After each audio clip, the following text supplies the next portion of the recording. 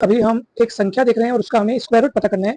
एक नंबर यहाँ पे आप देख रहे हैं जो कि काफी बड़ी संख्या है, 44,44,22,225। इसका हमें स्क्वायर रूट पता करना है, वर्गमूल पता करना है। दोस्तों ध्यान से देखिएगा, ये वीडियो बहुत ही सिंपल तरीके से आपको इसका वर्गमूल पता चल जाएगा। साथ ही साथ इसी प्रकार की और भी अनेक संख्याओं के वर्गमूल आप बड़ी आसानी से ज्ञात कर सकते हैं। इसका वर्गमूल ज्ञात करने में, यानी इसका स्क्वायर रूट ज्ञात करने में न ही हम कोई बड़ी कैलकुलेशन करेंगे, न ही इसका कोई अलग से मेथड है, कोई बड़ा विधि बिल्कुल नहीं है। बहुत ही सिंपल लॉजिक लगाना है और इसका स्क्वायर रूट हमको पता चल जाएगा।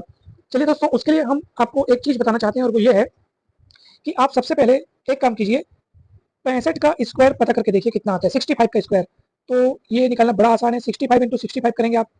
दोस्तों 65 का स्क्वायर निकालना बहुत आसान है, क्यों बताऊं? क्योंकि यहाँ पे यूनिट डिजिट मतलब इसका जो इकाई स्थान का जो अंक है वो क्या है, 5 है। तो ऐसी स्थिति में क्या होता है कि हम 5 पंचे 25 करके 5 का वर्ग पहले लिख लेते हैं और ये जो दहाई का अंक, ये जो सेम है 6 उसको एक बढ़ा करके गुणा कर देते हैं। तो 6 सत्ते 42, कितना मिल गया? 42 25। ठीक है दोस्तों, तो आपने देखा कि जब हमने 65 का वर्ग पता किया, जब हमने 65 का स्क्वायर पता किया तो हमको मिला 42 25, यानी कि 4225। अगर मैं इसमें एक 6 और बढ़ा दूं, यानी कि 665 का स्क्वायर अगर मैं ज्ञात करूं, तो आप 665 गुणित 665 अब करके देखिएगा कितना आता है। तो आप ये पाएंगे कि जब हम इसका वर्ग पता करेंगे ना दोस्तों, तो देखो 5 पंचे 25, तो ये अब भी वैसे ही होगा, सेम टू सेम 5 पंचे 25 होगा।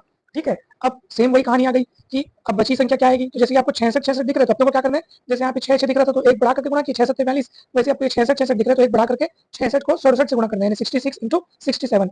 तो आप ये पाएंगे कि जैसे यहाँ पे देखो 25 यहाँ भी आया था, 25 यहाँ भी आया है, 25 के अलावा यहाँ क्या आया है, 42, यानी एक ठोक 4 एक ठोक 2, यानी एक 4 और एक ठोक 2 मिला। तो यहाँ पे क्या होगा पता है, यहाँ पे एक एक 4 और बढ़ा दो और एक 2 और बढ़ा दो, यानी 4 के बगल में एक 4 और लगा दो और 2 के बगल में इस तरफ 2 और लगा दो, यानी यहाँ सिंगल 4 सिंगल 2 है। 25 के अलावा की मतलब 25 के अलावा जो अंक है मैं उसकी बात कर रहा हूँ। तो 25 के अलावा यहाँ पे क्या है, एक 4 और एक 2 है, यहाँ पे डबल 4 और डबल 2 हो जाएगा, यानी सिंगल 4 सिंगल 2 डबल 4 डबल 2।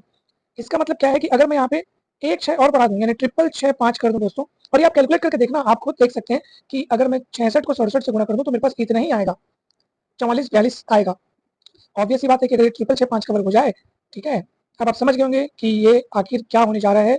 तो अब देखो, जब वो सिंगल 6 था तो सिंगल 4 सिंगल 2, डबल 6 था तो डबल 4 डबल 2, अब ट्रिपल 6 हो गया है तो क्या होगा, 5 5 25 तो होगा ही होगा, लेकिन साथ में अब ये ट्रिपल 4 और ट्रिपल 2 हो जाएगा, यानी कि यहाँ पे आपने एक 4 और बढ़ा दिया और एक 2 और बढ़ा दिया, बस। और ये वही संख्या है जो आपको प्रश्न में दी गई है, यानी जिसका आपको वर्गमूल निकालना है, ये वही संख्या है।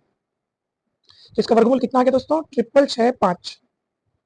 दोस्तों जरूरी नहीं है कि आप संख्याओं का वर्गमूल आप एकदम विधि से ही निकालें, ऐसा जरूरी नहीं है। हमको लॉजिक का इस्तेमाल करना है, क्योंकि कॉम्पिटिटिव एग्जाम में मेथड से ज्यादा ये मायने रखता है कि आप कितनी त्वरित गति से उसका उत्तर प्राप्त करते हैं।